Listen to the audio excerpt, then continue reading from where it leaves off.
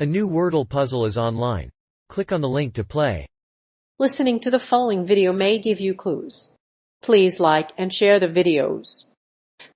NBA Playoffs. Grizzlies stunned Timberwolves in Game 3, 104-95. In Game 3, the Grizzlies have made a historic comeback after falling behind by 26 points. The Grizzlies' defense plays well and they attack Towns and Morant early and often. Game 4 will be in Minneapolis on Saturday. Below are the 3 key factors that helped the Grizzlies defeat the Timberwolves. Read on to see why the Grizzlies are now favored to win the series. Grizzlies erase 26-point deficit.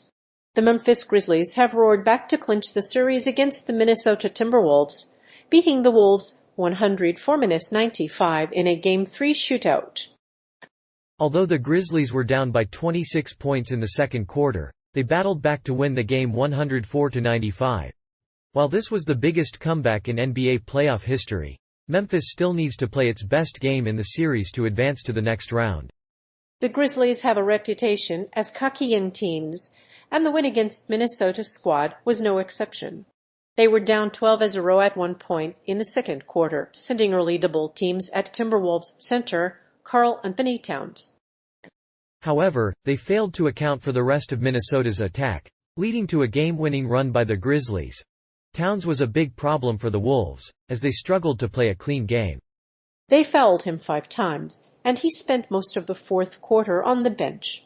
Towns had only scored 8 points in Game 3, and his defense was largely ineffective, causing him to commit 4 fouls.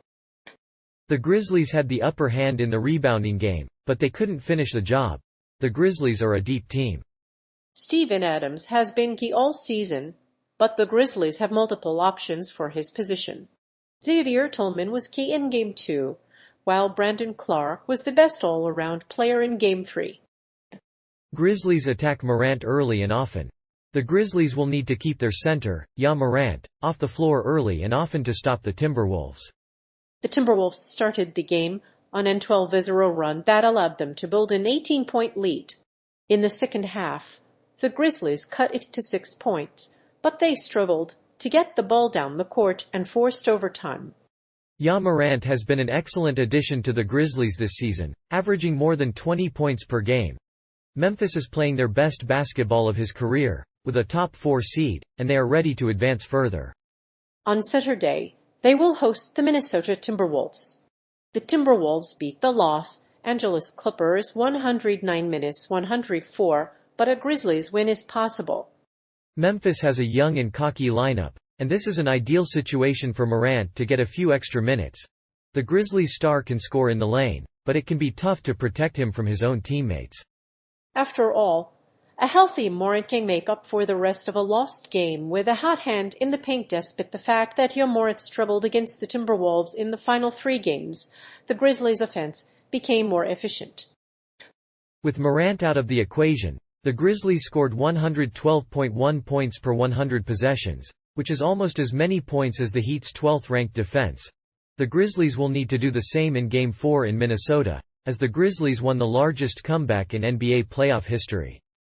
And if you want to follow the game, check out the Grizzlies on Twitter. Grizzlies defense performs well. While Memphis has not been a good offensive team in recent years, the Grizzlies have been one of the league's best defenses. The team's margin of success has not been large enough to put them in the elite group of the Western Conference. But this game will be different. The Grizzlies' defense is going to be the key to this series. Here are a few things to keep in mind when watching Game 3. First, the Grizzlies have a lot of young talent. There are several big names who have emerged in recent years, including Tyson Chandler and Rudy Gay. However, the team's young players will not be able to compete with the superstars of the past. Memphis has to make sure that they can replace Morant with a proven veteran. The Grizzlies have the talent to do this, and it is not just about talent. Memphis' defense can limit Towns and Anthony Edwards. But Minnesota's bench depth can't match the Grizzlies. In Game 2, head coach Taylor Jenkins went with 8 men, and this won't help the Wolves' chances of advancing to the conference finals. With that said, the Grizzlies are a good team. Just as they did in Game 2, They need to play well on defense to advance in the series. The Grizzlies' defensive effort has been consistent this season. After all, the Grizzlies are a small team.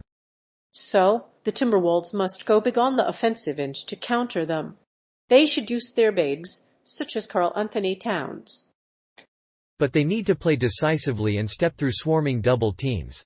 They can also move Karl Adams to the perimeter to help them defend Towns. Grizzlies attack Towns. In the first round, the Grizzlies were without Ja Morant, and the Timberwolves were unable to take advantage of it.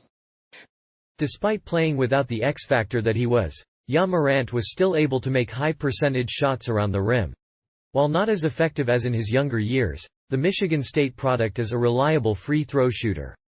He will be the primary playmaker for the Grizzlies, but that is not the only difference between this game and the next. Memphis is a team that oozes energy and is ready to put up big numbers. While the Timberwolves look more comfortable playing the big stage against the Grizzlies, they do have their flaws. While they play well in stretches, they are too slow and too physical to defend the Grizzlies' star, Towns.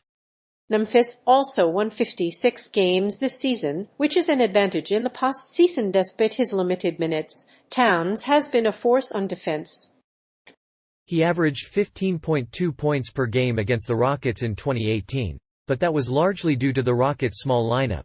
He has only played 24 minutes in this series, and his teammates are largely playing the role of centers, with Jaren Jackson Jr., Brandon Clark, and Xavier Tillman all contributing to the offense. The Grizzlies have plenty of depth. They started Steven Adams all year, but had multiple backups who can contribute in big moments.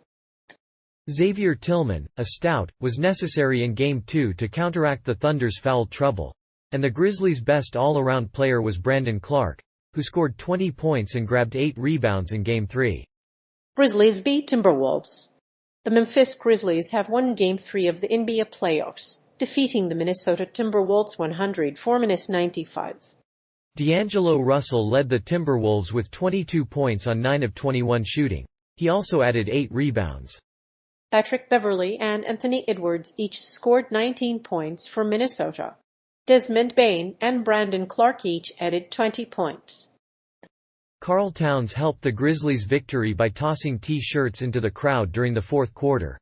Karl Anthony Towns had an underwhelming performance in the third quarter. Despite foul trouble, the youngster had no answers for the Timberwolves' attack. He finished with only 8 points, 5 rebounds, and 5 blocks in 33 minutes. Towns cut off a reporter when asked about low shots and referenced Kevin Garnett. The head coach of the Timberwolves said that the team needed to get Towns more shots. Memphis has come from a 26-point deficit to win the Game 3 against the Minnesota Timberwolves.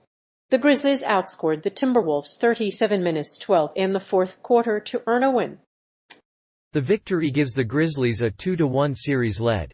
The Grizzlies will have the opportunity to clinch a playoff berth with a win against the Timberwolves in Game 4 on Saturday. It's not uncommon for teams that take the lead in this series to lose. In fact, in 2002, the Celtics came back from a 26-point deficit and won the game against the Nets, while the Clippers' 31-point turnaround against the Warriors ended in a defeat.